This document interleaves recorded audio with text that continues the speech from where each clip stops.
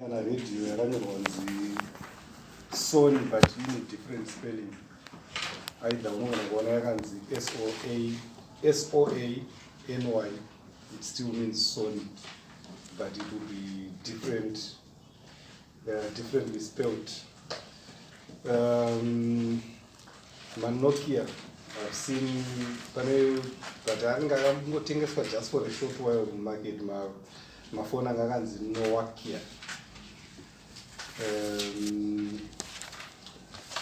Then dzimwe nguva zvinhu zvinogona kufanana manhingiriri mashapes zvosiyana mazita, like kune kudhara pakatanga kambani inogadzira motokari dzinonzi Tata, especially matrucks kwavo. They would make them very similar to Mercedes Benz. And imwe type yemotokari yaigadzirwa dzakada kufanana nedzimwe ndemamwe anonzi mamuso aigadzirwa akada kufanana nemabenz kuti then zvakawanda zvinhu market kana pakurarama kwatinoita zvekuti ukationa unogona kutoti it's the same thing as the original, or maybe kutongoti it's the same, it's just the one and the same, without seeing or noticing any difference. So in this life that we live, there are a lot of imitations or fake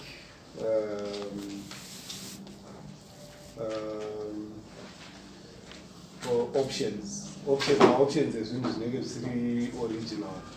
So kuti dzimwe nguva unozongopedzera kuti well, it's okay, I can as well use this one, it will still be fine. The utility is the same. What I will get out of it is the same as what I will get from the original. So dzimwe nguva tinopedzera ta complacent, we end up taking half the deal, or maybe even quarter of the deal, for as long as I really to get what I want. I'm going to talk about, I was trying to find something on the internet, Sabbath keeping. And then I came across this and I'm going to read it to you, the whole thing, as part of the sermonette. Inonzi keeping the Sabbath, but panapa yakanzi keeping Sabbath. Yakanzi by Robert Leroux on December 12, 13, 2012. Ndoda kuti muyazoona kuti dzimwe nguva unogona kuona something chine zita almost close kana kuti chine shape iri almost close, and then unogona kupedzisira wangotora ichocho because waona kunge is the correct thing. Tisati tanyanyisa kupinda zvedu sermon yaRobert Leroux, let's start by reading this verse in Matthew 24. Matthew 24 verse 4. Matthew 24 verse 4.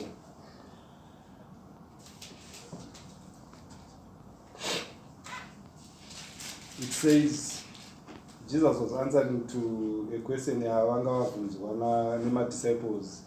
The disciples, funny enough, had asked what will be the sign of your coming back and when will these things happen? But when Jesus Christ answered them, his first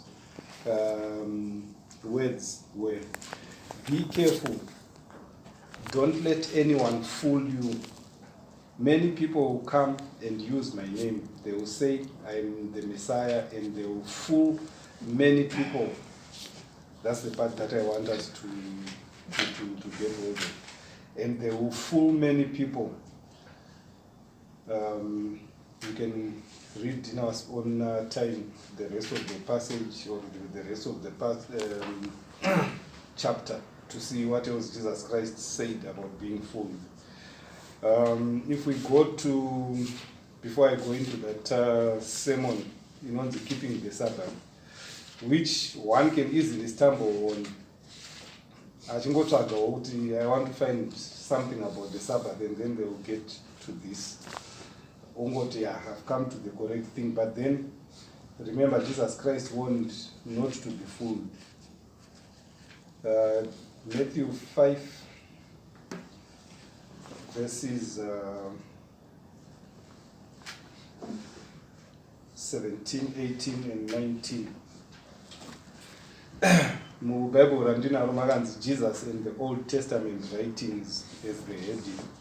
It says, don't think that I've come to destroy the law of Moses or the teaching of the prophets. I have come not to destroy their teachings, but to give full meaning to them. I assure you that nothing will disappear from the law until heaven and earth are gone. The law will not lose even the smallest letter or the smallest part of a letter until it has all been done. A person should obey every command in the law, even one that does not seem important. Whoever refuses to obey any command and teaches others not to obey it will be the least important in God's kingdom. Whoever obeys the law and teaches men, and I know I've gone further and beyond that, but it's 2 verse 18. But whoever obeys the law and teaches others to obey it will be great in God's kingdom. Right, so we are building on our case against this sermonette about the Sabbath, because we may find ourselves easily being ensnared or trapped in this belief that even a counterfeit is as good as the original. So before we go into it, I'll give yet another Bible verse. Let's go to Romans chapter 3. Romans chapter 3, verses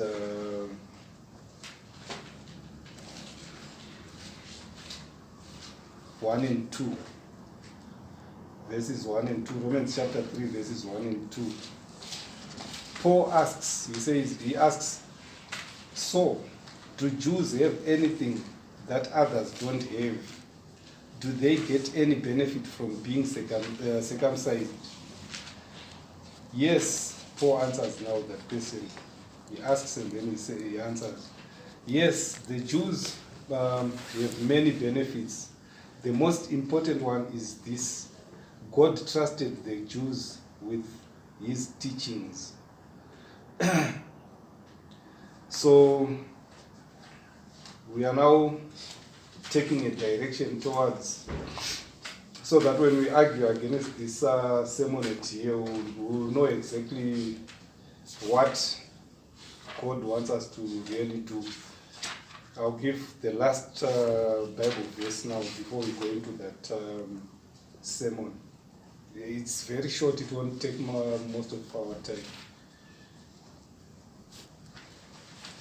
Let's go to Exodus 16.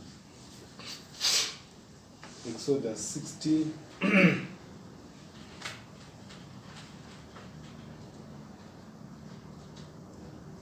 Exodus 16 verse 25.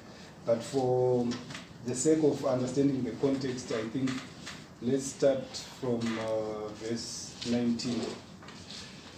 It says there from verse 19, Moses told them, don't save that food to eat the next day.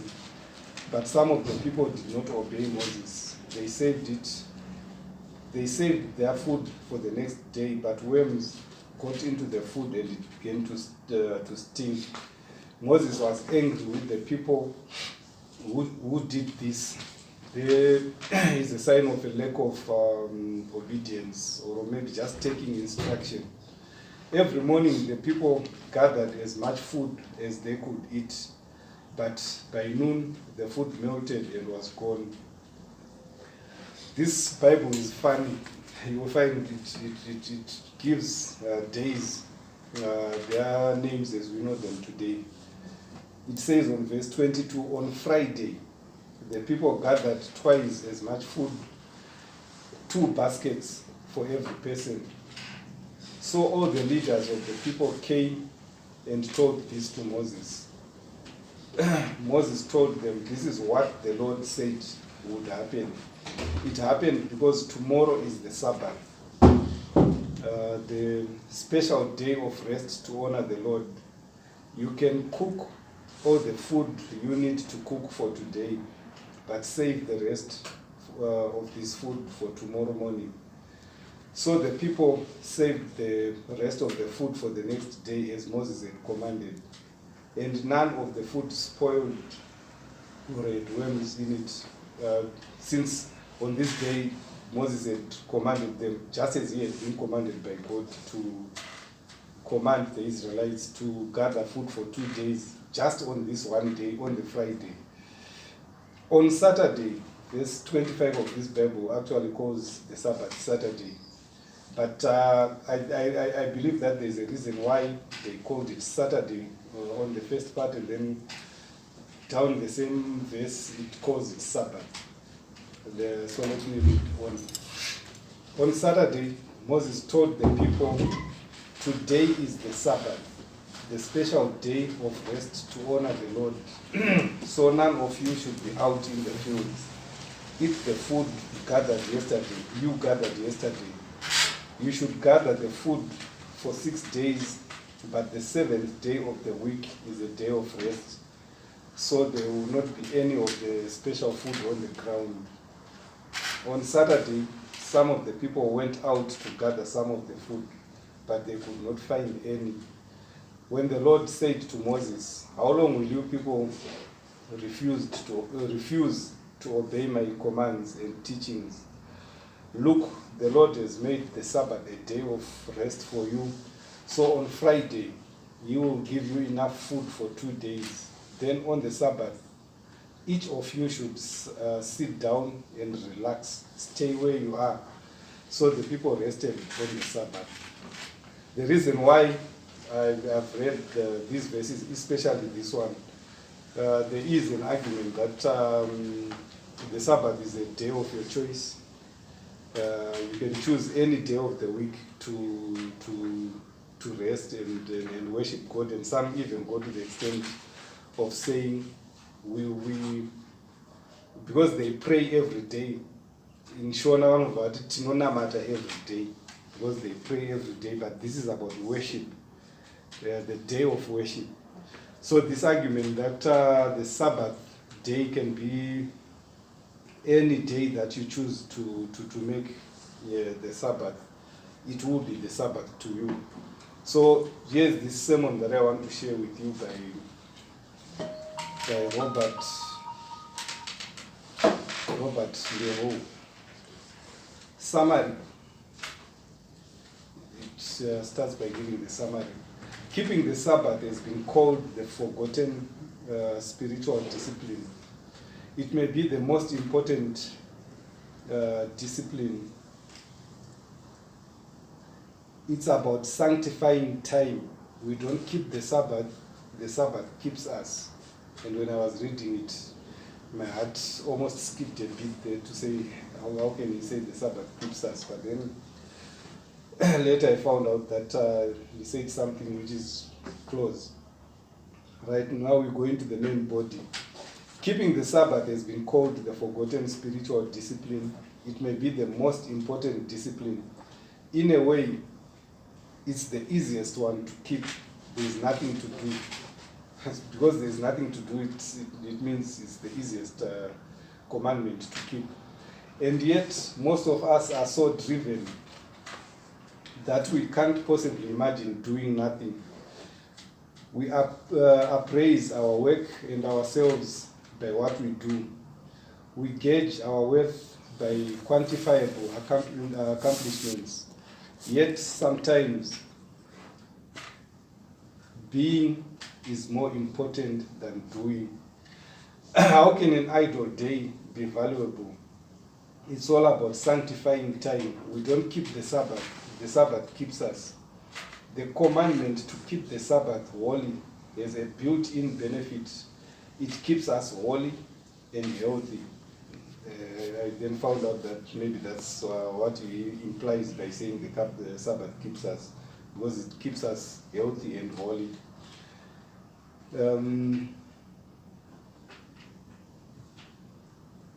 Sabbath rest is one of the most formative, transformative blessings of the Christian life. And then today's Christianity, most of today's Christianity doesn't quite talk about the Sabbath. They don't even mention it, but when you find them doing, you would think that they mean Saturday, as these Bible renders.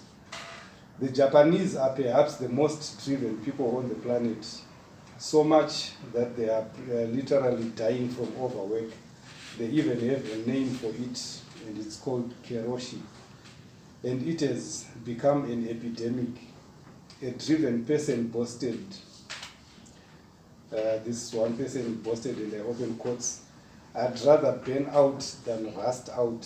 So it means I must continue working and not even think about any day to take for rest.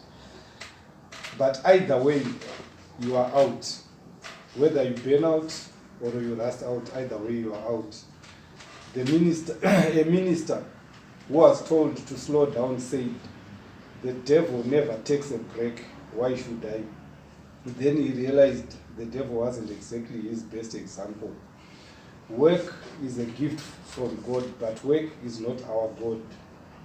All this, this is my comment, all these things that he's saying here are quite good. You wouldn't really think that is going to drive you or to take you anywhere that you end up being fooled or be deceived.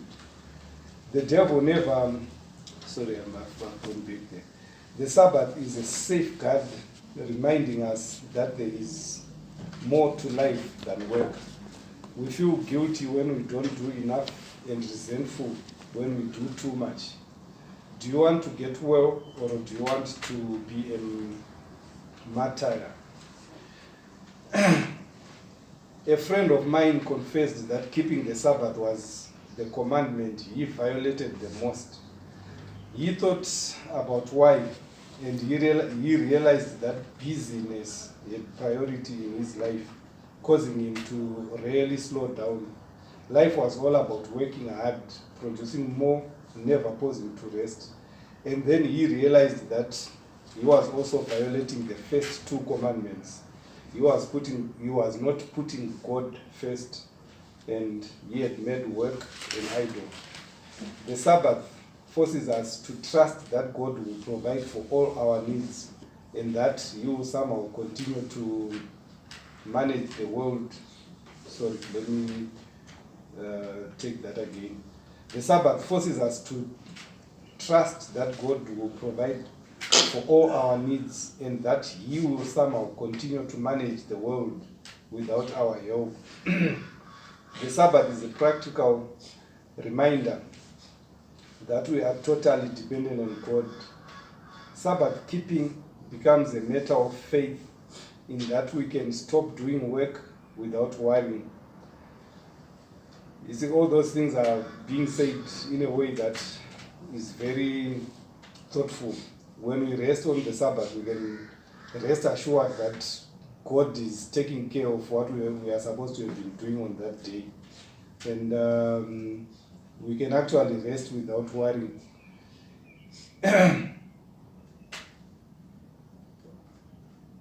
The Sabbath is a practical reminder we are totally dependent on God. Sabbath keeping becomes a matter of faith in that we can stop doing work without worrying. If all we've built without worrying, if all we have built will fall apart, do we really believe that God is in control? If God works all things together for good, we can relax. If not, start worrying. The holiday said replaced a wedge between Jews and Christians. Now, this is the part that I feel someone should start opening their eyes and their ears. The holidays sadly placed a wedge between Jews and Christians. The early church observed the Sabbath as a day of rest, but began worshipping on the Lord's Day.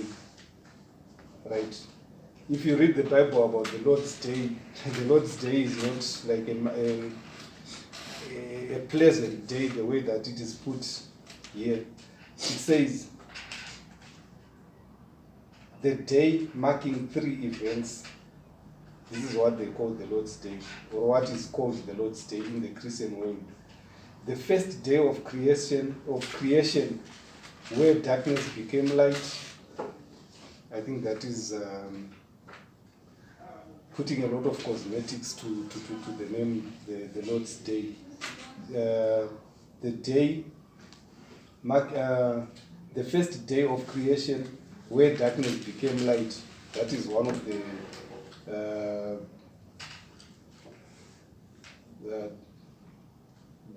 definitions of the Lord's Day. But if you look it up in the Bible, it is put differently. The day of Christ's resurrection and Pentecost, the birthday of the church. So is Sunday, the Christian Sabbath, as some call it, not Saturday. Or should we be resting on Saturday? I would like to propose that whenever possible, we take Saturday as our day of rest, then use Sunday as a day of worship and good deeds. After service and lunch, we could visit a shut-in, write a letter to a missionary, have someone over for coffee, or help a friend in need. All these things are good things. And it's very easy for one to buy in and say, I'll be doing something good. But remember, our first scripture reference there, it says, do not be fooled. Because you will be told that this is very good, we are doing something very good, and it will really indeed be very good. But is that what God commands? When we go back to Exodus 16, these people were gathering food, and it was good for them to have food, and they thought that they could keep more than was necessary for them for the day. But God intended something else.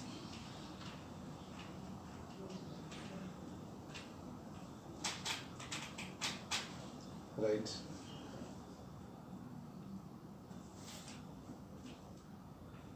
I'd like to propose that whenever possible, we take Saturday as our day of rest, and then use Sunday as a day of worship and good deeds. After service and lunch, we write a letter to a missionary, have someone over for coffee, and help a friend in need. We might read a Christian book, log on to some Christian website, and watch a religious video, and maybe attend an evening worship service. All those things are good. They sound very good to do on the Sabbath, but on the Sunday Sabbath, or on the Sunday, or on the Lord's Day. Saturday, or some other designated day, you see, there's still room for designating another day. Could be our day to recover from the stresses of the week. Sadly, our society values working to the extent where weekends are no longer protected. People in non-essential jobs tell me they can't attend church because they are working. I can understand how people in healthcare or law enforcement need to be on duty, but some companies that can take a break don't. Nor do they respect the religious convictions of their employees. We have adopted what has been called the tyranny of the agent, which keeps us from shutting down. Lest I go too legalistic, the principle is 1 day in 7. He's avoiding to go legalistic there, and he says the principle is 1 day in 7, which means you can choose any day. Many of us have no choice about when we get time off, When I was an army chaplain, during field training exercises, I would visit units scattered throughout various locations. The joke was that in the army, every day is Monday, but when the chaplain arrives, it's Sunday. We'd have an informal field service. I'd spend the night and then take off for another field site the following day. I saw a lot of Germany that way. He must have been traveling around Germany. The Sabbath is called a creation. This is now his conclusion. The Sabbath is called a creation ordinance. It's all about recreation. By resting, we are following God's example and receiving His blessing. The Sabbath is how we get back to the garden. This holiday we set aside reminds us of God's past provision and future salvation. The Sabbath commemorates the completed creation, and the Sabbath commemorates the completed creation. The Lord's Day, on the other hand, commemorates our completed redemption. Scripture talks of heaven in terms of rest. The Sabbath rehearses heaven. So there are a lot of good things that are really said in this sermon. I just want to go back to this one sentence that I maybe I just went over it without noticing, but I wanted you to take a note on it. So is Sunday the Christian Sabbath, as one call it, not as some call it, and then it says not Scripture. He's admitting that Sunday is called the Sabbath by some, but not by Scripture. So I think it's very important for us to really be careful what we listen to, what we find on the internet, and stay on path.